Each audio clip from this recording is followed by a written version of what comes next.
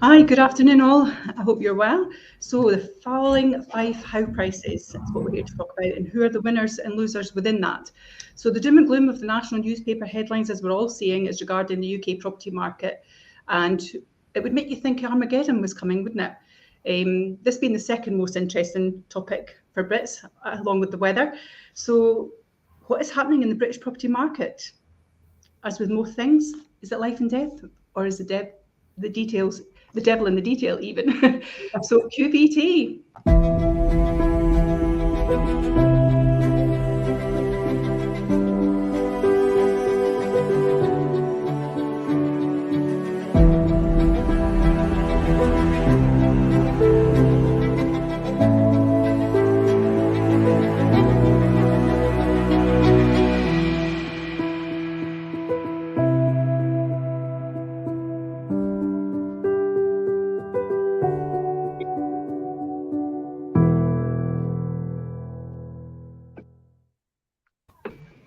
So welcome to today's show, Falling Fife house prices, as I said.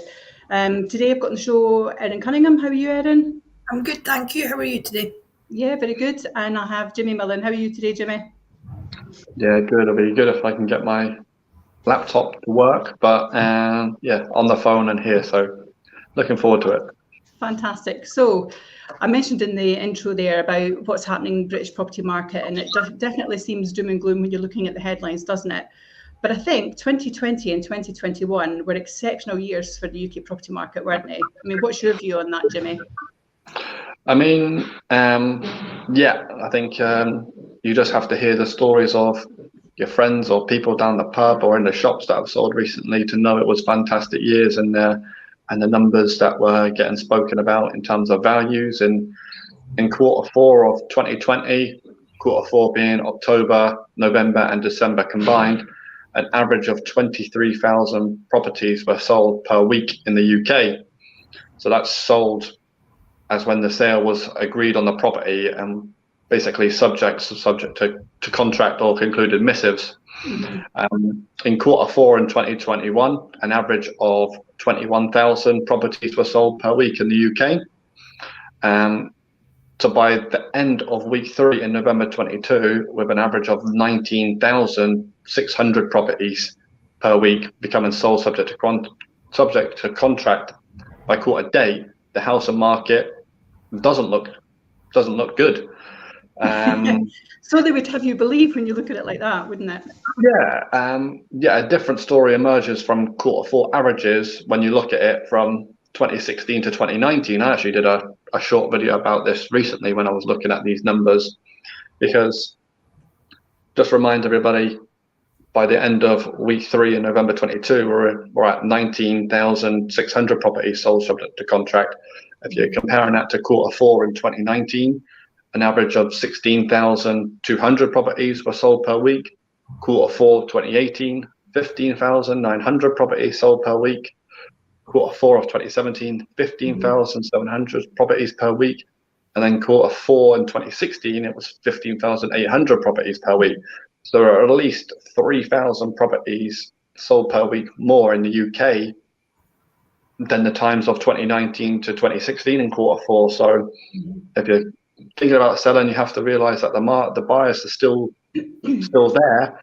You just have to not compare it to the last 2 years, because that's been numbers that have not really been seen before.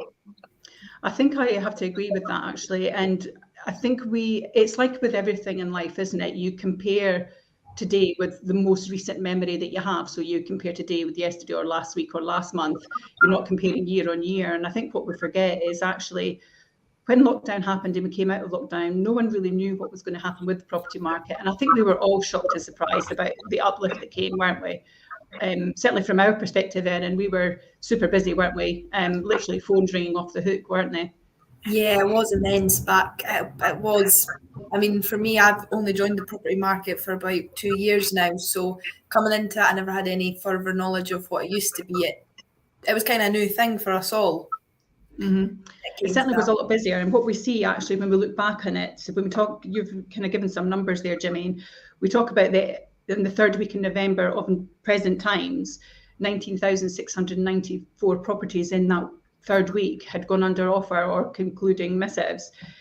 Comparing that with 2020 at 23,071, that was quite an unusual occurrence, wasn't it? That was a peak in the property market that no one expected, and it kind of, all the doom mongers were saying about the property bust, weren't they? And actually it boomed in that year, didn't it?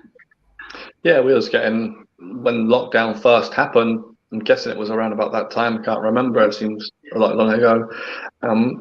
We had a lot of calls from, mainly from people down south, actually, English buyers, calling us saying they want 15%, 20% off the asking price because the market's going to crash. That was a common conversation here was happening. Obviously, we told them to beat it, but in politer ways. yeah,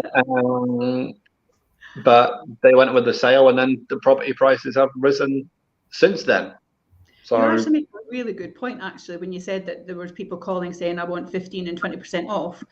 But actually the reality was that people were paying 15 and 20% above, weren't they? I mean, we were at a point really where our average sale in certain locations within Fife were sitting at 18 and 20% over home reports.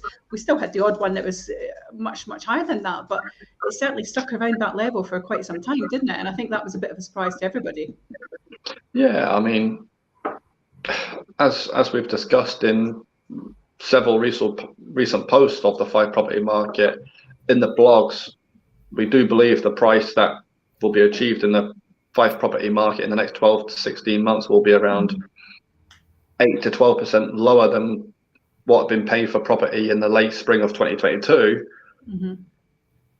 But wouldn't use the word crash because, as you just said, Perrie, people are still getting the 15, 20% appreciation from the last 2 years. So you're probably still at a higher value than you were from the numbers that we're talking about from 2016 to 2019. Absolutely. And I think we saw that peak for 2020 and 2021. And really what's happening now is a bit of a normalization of the market, really, and it's kind of caught up with itself and where it needs to be. But actually, the reality of it is, when you look at 2019 versus 2022, in 2019, it was 16,263. At the end of the third week in this month, it's at 19,694. So it's still nearly 3,500 more houses being sold than in 2019 in that very short window of time, in that 3-week window. So for me, actually, I think that adds a bit of perspective, and it's not doom and gloom, and there is high demand, and there is a property market that's still thriving, isn't there? Yeah, I mean, there's no doubt it's taken a little bit longer to sell. They normally does this time of year anyway, but in terms of buyers, and you just have to look at the numbers, as you said at the start, devil's in the detail. We're still selling more properties in the whole of the UK more than we did in 2016, 2017, 2018, 2019. So if you were to compare it to that, it's all got to be done in comparison. And if you're going to tell people but you're actually in a market now selling now better than you were in those years, people won't probably believe it because they're only used to what's happened in the last 24 months. But this is going to sound strange, but that's not really a reality, because that was a shock to everybody. It was very unprecedented, wasn't it? And I think that it's absolutely right what we're talking about there, and that the property market is only returned to how things were before lockdown, really, and the activity is still there, and actually higher than it was there, which is quite a surprise. We get a comment here just to say hello. So Love Leaving has come on, and basically what they're saying to us is, thanks for putting this into context. Rebalancing the market is vital. And it is really about rebalancing the market, isn't it? And I don't think we've seen any sustainable changes other than it just catching up with itself and actually continuing to grow from 19 into current day, if you take those 2-year windows of unprecedented numbers out. For sure, it is certainly going back to a little bit of normality, I would say. I mean, we have been on quite a high for so long, but it's interesting because then it does bring to your attention why like newspapers and all news use the phrase house price crash.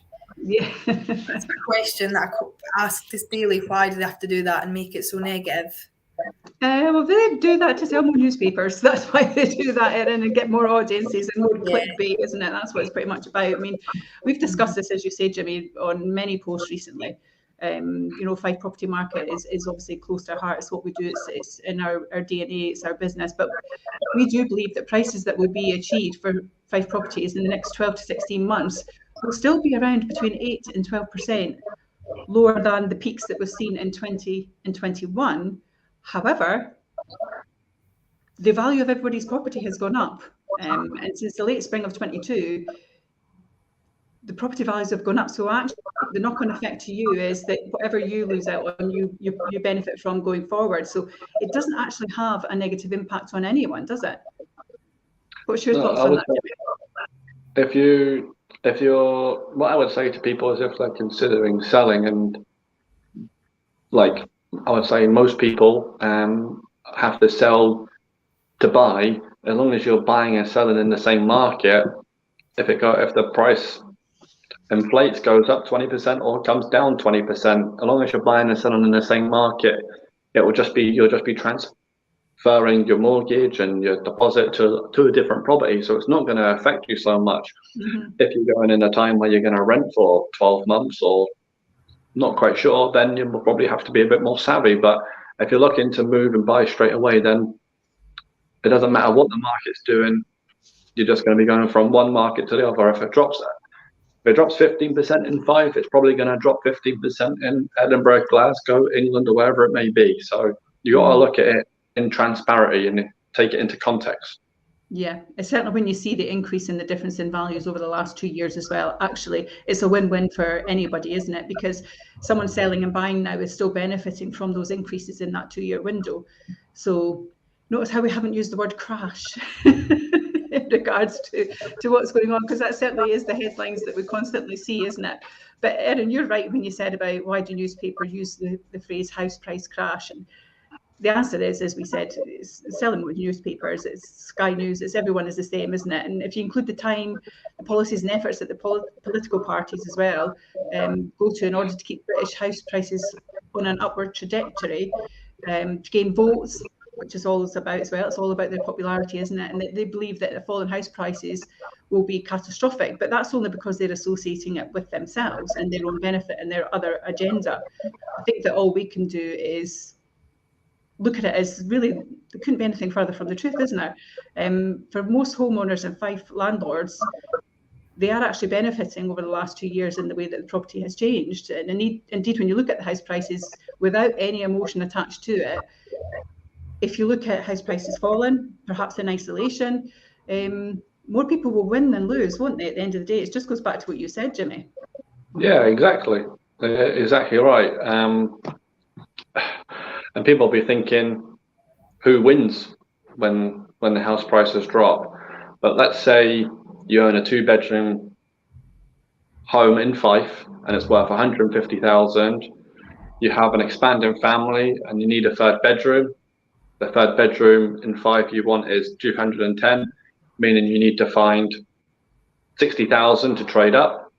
If the house Fife prices rose by 10%, get the champagne on ice for as your Fife 2-bedroom home is now going to be worth 165.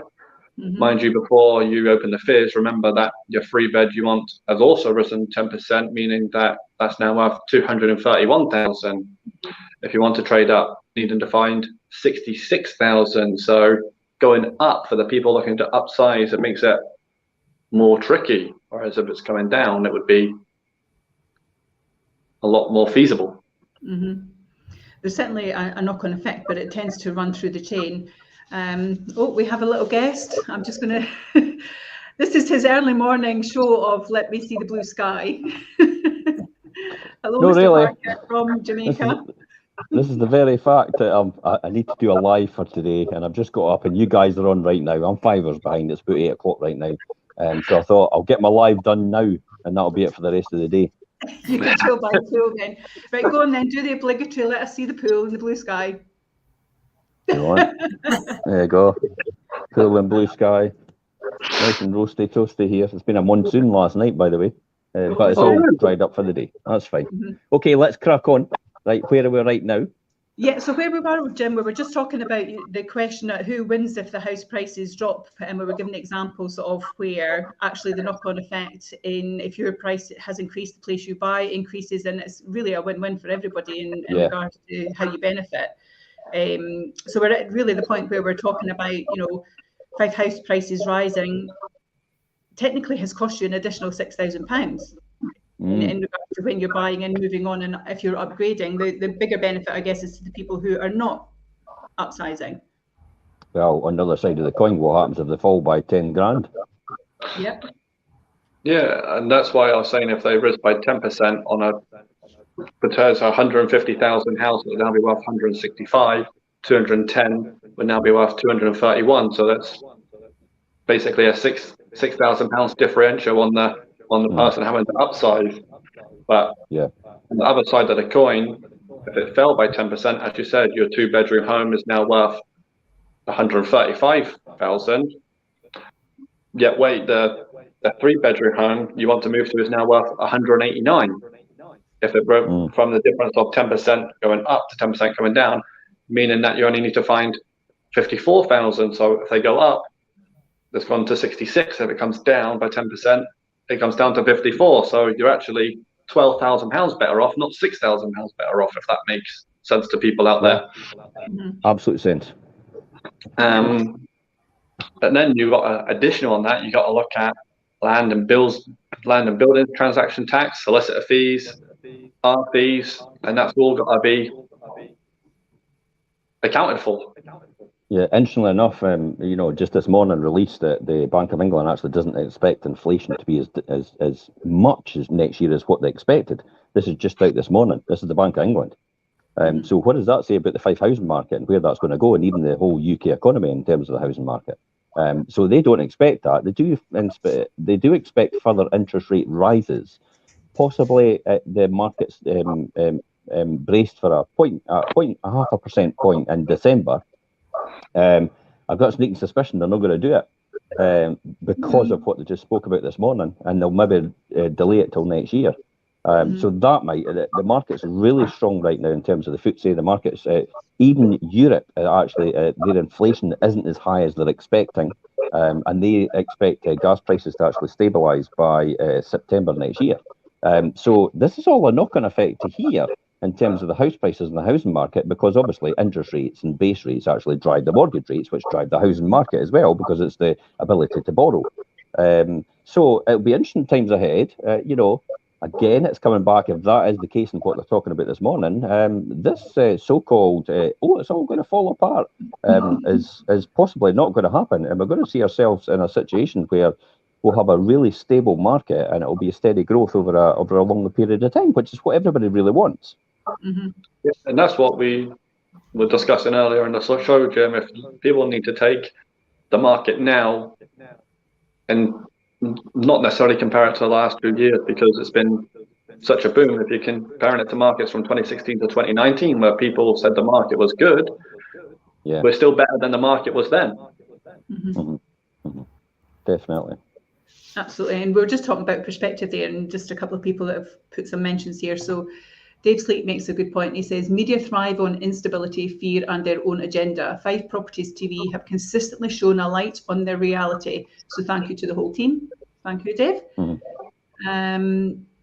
Angela, just for your benefit, actually, Jim, is saying, we've had freezing fog here, Jim. Enjoy the sunshine. Yeah, I'm sure I'll get it at the weekend when I come back. You will. But you're what we're talking about there. I mean, the reality is over 7 out of 10 home movers move up the property ladder. Falling house prices are not necessarily a problem for them. Falling house prices are great for those who want to move up the property ladder and trade up. So we've kind of shown why that is. So who loses when house prices drop would be the question, Jimmy. The first set of people that will lose out are homeowners moving down the market. The gap between selling a larger home and buying a smaller one narrows when one moves down the market. Given the massive growth in house prices over many decades, those homeowners have been in the property market. It's tough to see this calmity, yet certainty of loss. The second set of people that will lose out are beneficiaries of their home being sold when a parent or grandparent unfortunately passes away, because obviously they would have probably bought it many years ago, as said just before. But if we're honest, I believe there will be a little sympathy in the broader community for those first two sets of people for their loss of money. However, the most exposed, and many people will sympathize with these, are those first-time buyers who built their first homes, have a smaller deposit. If you had just bought your first home for 200,000 with a 5% deposit, so you had a £190,000 mortgage, but Fife house prices dropped by 10%, you now own a home worth 180,000, less than your mortgage. So that's going to be, and their payments are going to have to be there for a number of years to level that up. It's true though, but when you think about it though, the average person generally moves every 7 years. So again, we've talked about this previously, haven't we? Unless you really are buying and selling very quickly, it should have no effect whatsoever, really, is what the numbers are telling us, aren't they, Jim? Yeah, absolutely. Again, I keep going back to my personal example where I bought the house for 260, spent 100 grand on it. Immediately it dropped by £60,000 when the 2007 crash came in, and it was back down to 300,000. So I spent 360 overall buying it and refurbing it. But today it's about 450 because I never moved. It made no difference. So and the fact that I've bought my next house last year has locked in that gain. So everything I make on this one is actually a proper gain, and it's not a like for like exchange anymore because I bought my next house already, and I just bought it and rented it for now until we're ready to downsize it. So it's a good strategy to have if you're in a position to do that. Yeah, but also though, we talk about those people, that two cohorts of people, and the two examples you've given there, Jimmy, of people potentially losing out. Did they really lose out though? Because if that group of people who are been in their houses for 40 years, they haven't really lost anything. It's still a win-win, because actually the comparable of what they paid for it and the amount that it's increased throughout the time, actually they didn't lose anything, and it's still a stronger position than it was in 2019. So the only part they're losing out of is that little bubble in 2022. But actually, if they lost 10%, it's still 10% of that bubble price. It's not 10% of the 19 price. So in theory, actually, they're still vastly better off, aren't they? Yeah, I'd agree. I'd agree with you, Perrie. If I was to go back to what I was saying about the house prices dropping, and now the mortgage 190,000, but the prices dropped by 10%, and the house is now worth 180. They would then become into negative equity, which causes two main problems. Firstly, when you're in a fixed rate deal ends, most of the time it's wise to remortgage to another rate. However, when you have a negative equity, the range of mortgage deal open to you will be minimal. So you will probably have to pay your bank or building society quite a pricey standard variable rate. Yeah, and I've got a landlord like that just now. His price is still not appreciated because he's never reinvested back in his stock since the crash in 2007. Therefore, he's sitting with most of them in negative equity because he has to get a loan to value 25%. 75%. Now, when he took them out, the loan to value at that time, you were getting them at 80% and 90%. So therefore, when he's taking them out, they're sitting at 90%, but they've no recovered to that level because he's not reinvested in the stock. Therefore, he's sitting in negative equity. Every single one of his mortgages are on variable rate. Oh my goodness. So I'm sitting down with him next week in order to work out a plan in order for him to get through this and actually weather the storm.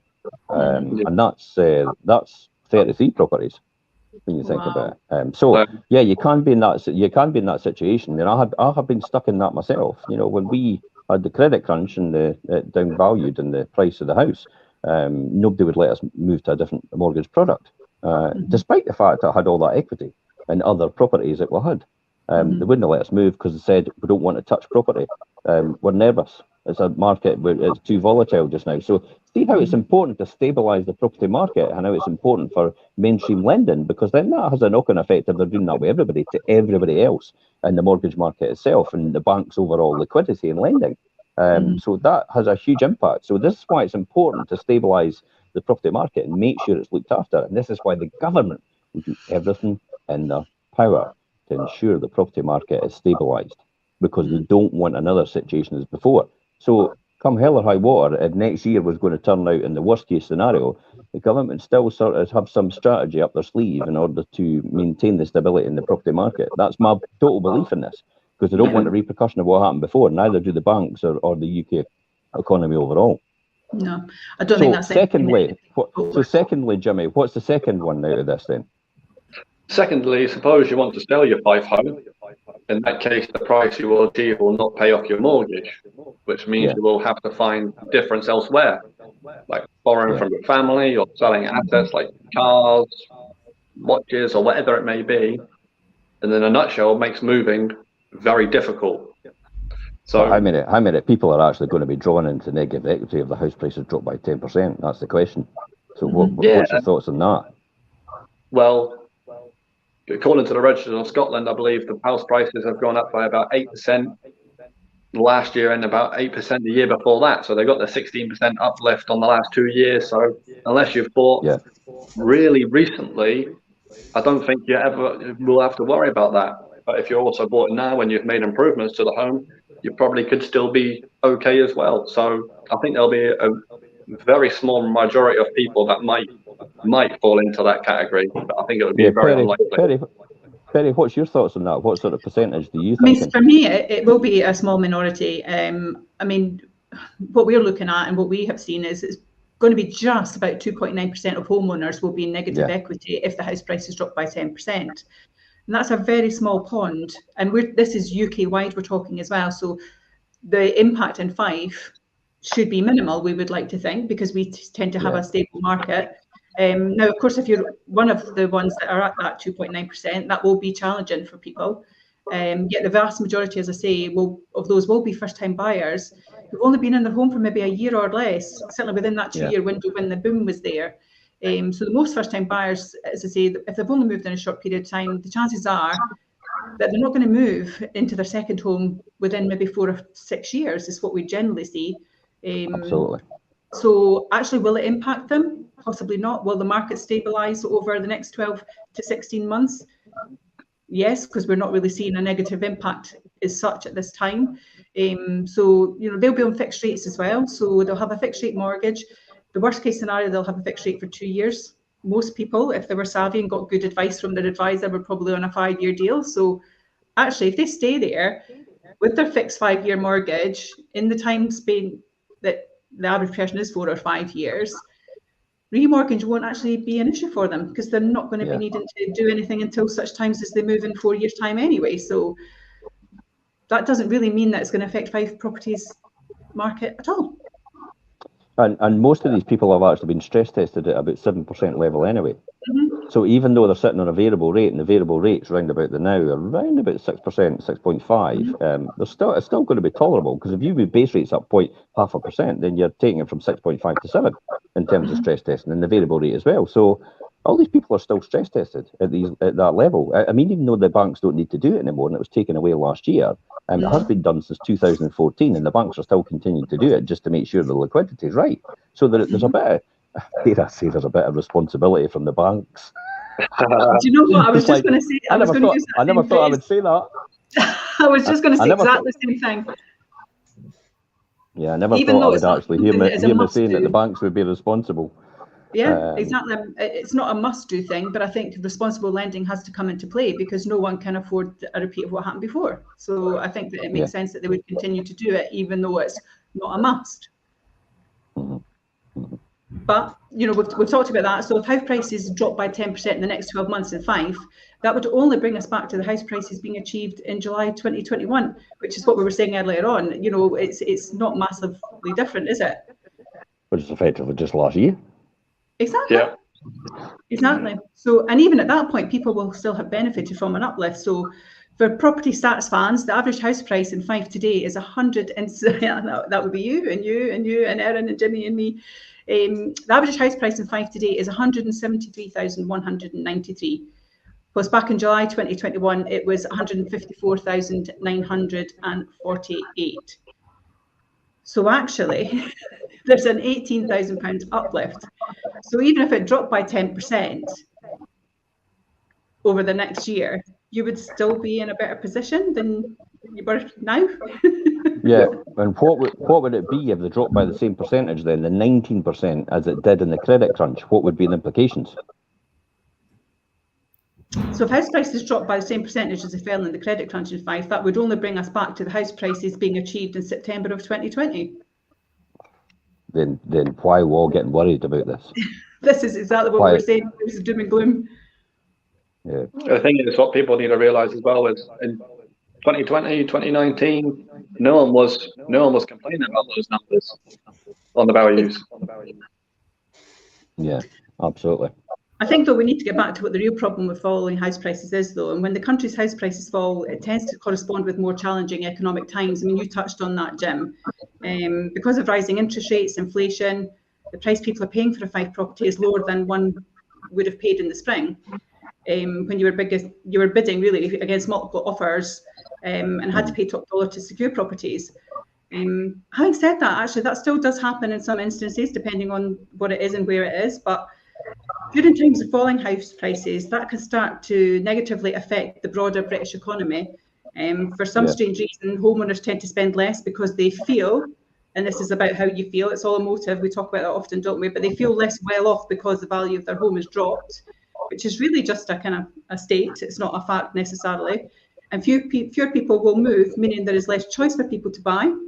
Lenders start to be keener about who they're going to lend to, and they become nervous about any kind of potential arrears or bad debt building up. And it goes back to that stress thing that we're talking about, stress testing, Jim, and the fact that perhaps it's not there, but people will still be responsible, won't they? Absolutely. I mean, 2023 will be challenging time for many Fife families, yet as we go into recession, the share of homeowners exposed to the falling house prices is smaller than the 2008 credit crunch. And again, that's what people don't realise. So where's all this doom and gloom coming from? It's like, it's going to be the worst ever. I mean, you've got people like Robert Kiyosaki on, you've got people like, some really high profile property gurus and investors, all this and this turmoil and everything. And I think, are they just stirring it up so they can take advantage of this themselves? Is there a hidden agenda behind this? George Soros did this in the time at the pound. Most people won't know who George Soros is. He's a big, huge hedge fund manager. Oh, I'll put my teeth back in. I was like that earlier. Manager. Yeah. And what he did was he bet against the pound when the exchange rate mechanism was going round. But he was deliberately manipulating the market in order for that to happen. And he knew fine that the Chancellor was actually going to sell off all the gold reserves. And he knew it was going to go his way. He made 300 million in one day. My goodness. Because of that. And this is where the agenda comes in of when you hear somebody talking down the economy, you have to think to yourself, and quite rightly talking up the economy, you have to think to yourself, why are they actually doing that? What have they got to gain by putting out this message? I mean, it's exactly what we're doing right here. What have we got to gain? We've got to gain stability in the housing market and make people understand, based on facts, remember. These are facts, not opinions. Based on facts, the market will be quite stable. And that's what we do. That's the whole point of it. But then you've got to look at all these gurus out there, or these self-imposed gurus, which are called furus, in other words, fake gurus, about, what is their agenda, where are they coming from, and why are they coming for that reason. That's what I would say to everybody out there listening and actually watching as well, is be careful where you take your advice from, because you've got to understand what their agenda is, and are they looking at all the facts over the whole market and taking into account things that don't support their opinion and things that do support their opinion at the same time, which is exactly what we're doing here right now. Yeah, absolutely. I mean, when we talk about that, we talk about 2023, will it be challenging for Fife families? The share of homeowners exposed to falling house prices is smaller than in 2008 credit crunch.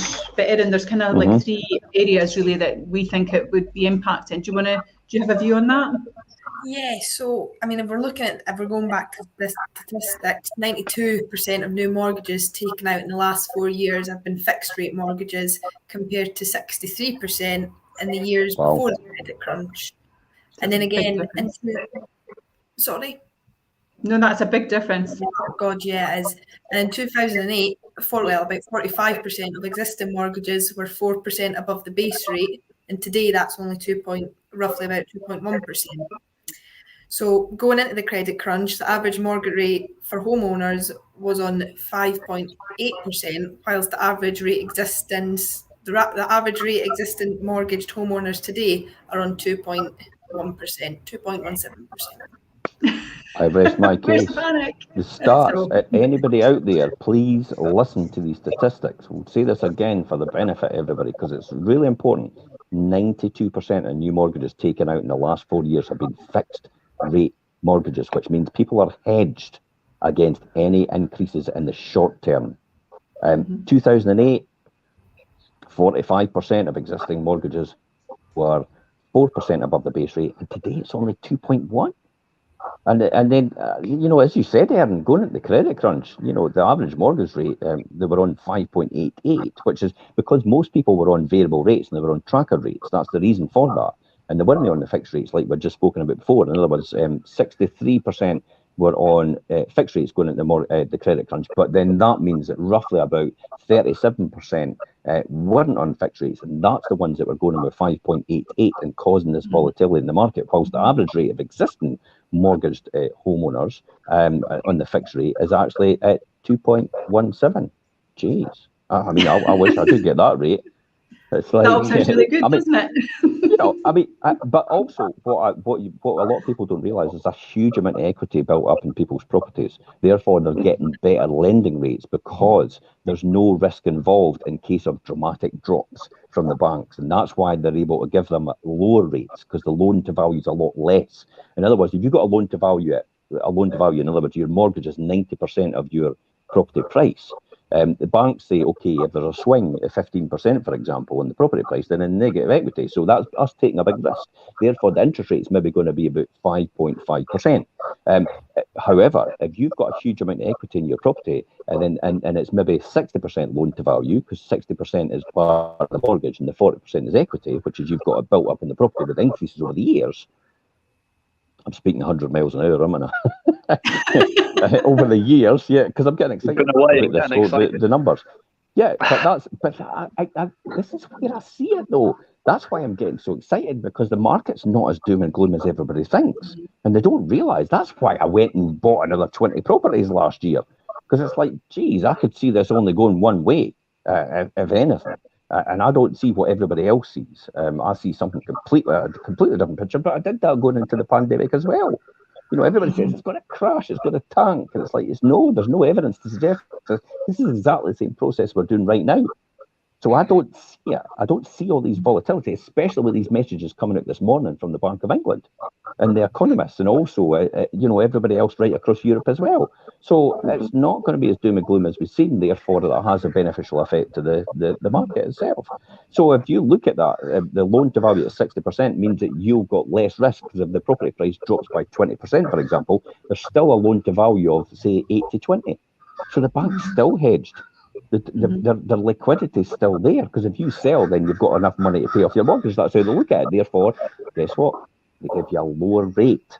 Hence the reason why they've now got an average fixed rate mortgage just right now going in at 2.17%, because prices, and everybody can talk about prices going up, a meteoric rise over the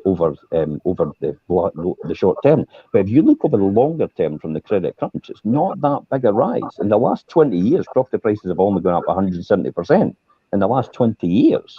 Now everybody says they double every 20 years, or some people out there actually say property prices double every 10 years. But when you think about it, it's only 170% over the last 20 years. That's actually quite stable in terms of what everybody predicts all the time and forecasts in reality. And inflation's gone up to match that by 70%. So in real terms, property prices have gone up 100%. They've literally just doubled in 20 years when everybody says it should be 10 years. Therefore, it's taken a lot longer time to do that. Therefore, there should be more stability and more, it goes up at a steady pace rather than a meteoric rise. So I think it was my dad used to say to myself all the time, easy come, easy go. Get rich quick, make losses quick. And easy, steady, slowly progress up towards an adequate market, adequate property price is the best way forward. Look at the 173,000 you talked about just now, Perrie. What is the average salary? Let's just say 30,000 for easy reason. I know it's a wee bit more than that. So the average salary is 30,000. Even at 180,000, okay, it's only 6 times the average salary, and that is very tolerable in terms of an economic model, in terms of what the property prices are. And we've still got record low interest rates in comparison to what it was in the credit crunch as well. The credit crunch, the average price to the average salary was round about 9 or 10 times. So again, what does that tell you? There's a huge margin in there for Fife property prices anyway. Massively so. I mean, ultimately, unemployment is the main factor of whether this goes from being a possibly benign, slow 10% decline to a full-scale crash, isn't it? What's your thoughts on that, Jimmy? I mean, if homeowners keep their jobs, they will keep paying their mortgages. However, as in 1988 and 2008, house price crashes. If people lose their jobs, mortgages don't get paid. And that is when repossessions increase and forced selling starts to take effect. No, it won't. And no, it won't, because the Bank of England, the government will step in at that point. Did in the credit crunch, they said they'll have to give people holiday mortgages. You'll have to weather that storm, because they cannot afford to take that crash. That's the whole point. They can't see the same thing happen again. It is unthinkable. Therefore, I know they will step in at some point in time. And if they don't, we are where we are, and we are where we were before. But we'll still be better off than we were before. Yeah, I agree. And if you look at the autumn statement, the government have learned the lesson of previous generations, which I was just saying right now, Jim, and vastly improved the safety net contributing to people's mortgages. Should someone become unemployed, at the moment, homeowners must wait 39 weeks before the government will help pay the mortgage, thus increasing their chances of repossession. This will be reduced to 12 weeks in the spring, reduced to mortgage repossessions later in the 2023 and 2024. Yeah. So exactly what you said. But also going back to what you said, when you go back to what you said though as well, Jim, absolutely someone would step in and help with them and make sure that people do have roofs over their heads, because it's in no one's interest for that to happen. But also, if you think when we went into lockdown, at the start of kind of when lockdown happens, I was in the financial sector, and when I was in that industry, there was so much help was given to people who perhaps had been furloughed, etc., to payment breaks, not just on their mortgages, but payment breaks on other lending that they may have had as well. So absolutely, it just can't happen, and the government, I don't think, will allow it to happen, because all it does is destabilize things further, which nobody wants. Yeah, absolutely. So Perrie, where does that leave us? I think where we are, I mean, we should be less keen to celebrate house price booms throughout the good times, because the usual house price crashes tend to worsen the bad times, don't they? I think that's it. And the great thing is, Perrie, we have actually, what I said a couple of years ago, we have now become to a realignment of the prices of where they should be right now in terms of Fife, not where because they were way undervalued in comparison to the rest of the UK and in comparison to Scotland as well. So all we've done is house prices have come up to the natural price point of where they should be, 6 times your salary. Yeah, I would agree with that. I think we're at a natural stabilisation of where Fife needs to be in regards to property, and we've caught up really with the rest of the UK, as you say. But in its place, we should concentrate on what British society can do to obtain a more stable property market over time. I think that's crucial as well. But in regards to that, we've touched a little bit on what our feelings are and how the government would support people on that. But I mean, that's a whole new topic for another show. But what's your the fact that we will be stable, and actually we just need to dig in and see things through? You cut out there, Perrie. Jim, what's your thoughts and where we are at the moment in that stability and seeing things through? As I said before, and I've said right throughout this show, and the fact that the numbers are right in front of me, the indicators are out there in terms of what the Bank of England said this morning. The Europe is forecasting inflation is not going to be as bad as they think as well. So hence the reason why the FTSE has actually increased around about 7,500 points. Now, I could kick myself. I should have bought again at 6,900 because I have tracker pensions. But I was actually hoping it would go down to 6,000. From my own selfish point of view, but it hasn't, and so it's what it is. But the great thing is, the great message out of that is the market is very stable. The pound against the dollar has actually benefited by at 1.2 just now in exchange rate, and that's where it was before the disastrous mini budget. So again, the pound stabilised against the dollar. I mean, it's kind of, and dare I say the word, happy days. We're back to stability, and that's what people want. Yeah. So what's your final thoughts on this then, Erin? Yeah, so the house price has been achieved in late 2021, early 22, and Fife will be a distant memory in a year's time. Yet for most people, that's not really a bad thing. 2023 it may be a challenging year, but don't let the price paid for your property by 3.5% of the UK population. Don't let that kind of be the effect in your outlook as a homeowner and as a landlord, really. Yeah. Mm-hmm. Especially landlords out there as well. It's important that we realise that landlords are a bit squeezed just now. Obviously, they've got the rent freeze, but we are actually allowed to increase the rent in between tenancies. So we would change over tenant, we can't increase. I think the rent freeze is here to stay, because it's not really going to affect anybody, because it's very rare that a landlord actually increases the rent when a tenant's in situ. It's very, very rare. So I think they're going to keep the rent freeze in place permanently.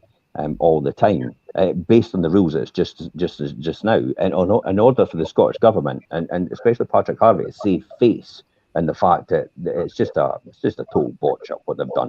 But in reality, it's a bit of toothless legislation. Again, we're back to landlord registration. Exactly the same thing. Toothless legislation. You'd be lucky if I could count on one hand how many landlords in Scotland have been prosecuted under landlord registration. Or struck off the register. It's probably less than one hand, and yet that's been going round about 15 years now. So it's a sledgehammer to crack a nut. So I definitely think we'll be fine. Yeah, Jimmy, what's your final thoughts on this?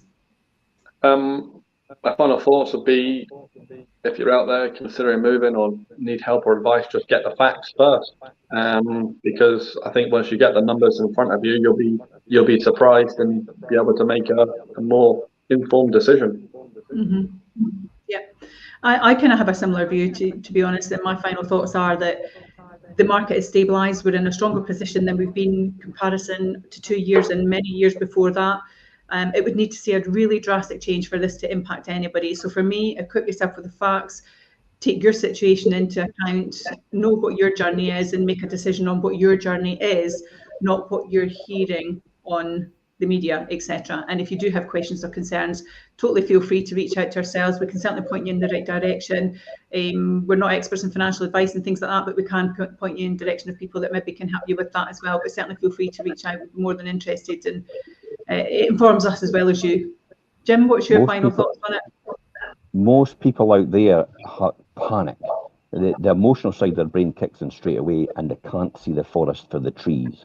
It often takes someone like ourselves actually to sit down with them and sit and look at the bigger picture and actually say to them, well, that looks okay, that's fine. All you need to do is sort this bit out, and we've got the person for that. It's as simple as that. It's on most occasions.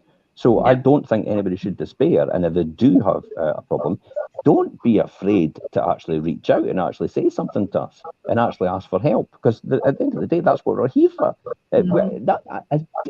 When I started this off, it wasn't about, we don't have a tagline which says we'll sell your house at any time, at any point, just because that's what we want to do.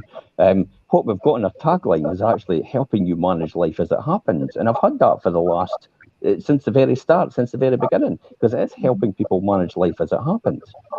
That's what we're needing to do. So anybody out there, it feels they need a bit of advice, and they need a bit of support, and they need advice on anything.